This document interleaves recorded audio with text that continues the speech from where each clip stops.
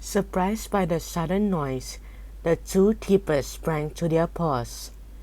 Nitty and Pam loomed in the doorway like two threatening rodents. The light behind them made them look menacing, and it also kept the two keepers from seeing their snouts. "Who are you? What do you want?" the larger of the two growled. If Nitty and Pam had fled right away, the keepers definitely wouldn't have caught them. But they needed to get the keepers to follow them, so Ashwin and Paulina and Jaya could free the monkeys. So Pam thought fast. Quicker than you could streak pepperoni pizza with parmesan on top. She grabbed the sandwiches the two mice had been eating. "Run!" she shouted to Nitty as she dashed out of the warehouse. "Stop! You two red birdless! Our dinner! Stop!" the two keepers screamed. But Nitty and Pamela had already jumped into the van. "Fasten your seatbelt, Nitty," Pam warned her friend. "It is time to see how fast this bucket of bolts can go." Vroom! Pam put the pedal to the metal, and the van screeched off at full speed. It screeched along the road, leaving the skid marks in its wake. The keepers sneered when they saw Pam's clumsy maneuver. They hopped into their own powerful car and gave chase.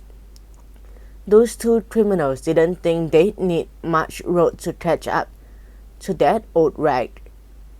"Now," Paulina ordered as soon as the two cars disappeared. Around the first corner, Ashwin, Paulina, and Jaya scurried into the warehouse. In their haste to get their dinner back, the two keepers had left the door wide open. Eek, eek, eek. Inside, the monkeys cried off the high ceiling as they raced around in their cages. They were terrified. Fortunately for Ashwin, Paulina and Jaya, the keepers had taken the two longers with them. Ashwin and Paulina opened the cages immediately. One moment. They grabbed two baskets of bananas they found in the corner and distributed the fruits to the animals to soothe them. Jaya gave them a paw. The rodents were anxious about the two keepers coming back, but they waited patiently for the monkeys to calm down. They needed the monkeys to trust them. After a few minutes, the monkeys finished their snack. They looked at Ashwin, Paulina, and Jaya. Jaya signaled them, and they followed their new friends out the door. Now, the smaller monkeys were terrified. The ones that were more grown up jumped around. They were as excited as mouselings playing with a new toy. Paulina spoke to them sweetly, letting them sniff her and touch her fur so they'd feel comfortable with her. But the monkeys definitely felt more familiar with little Jaya. She made funny faces at her new pals.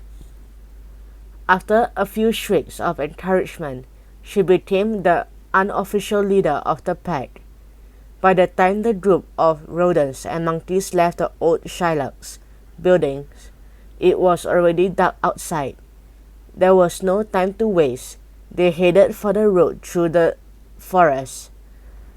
They had to reach the green mice oasis as soon as possible.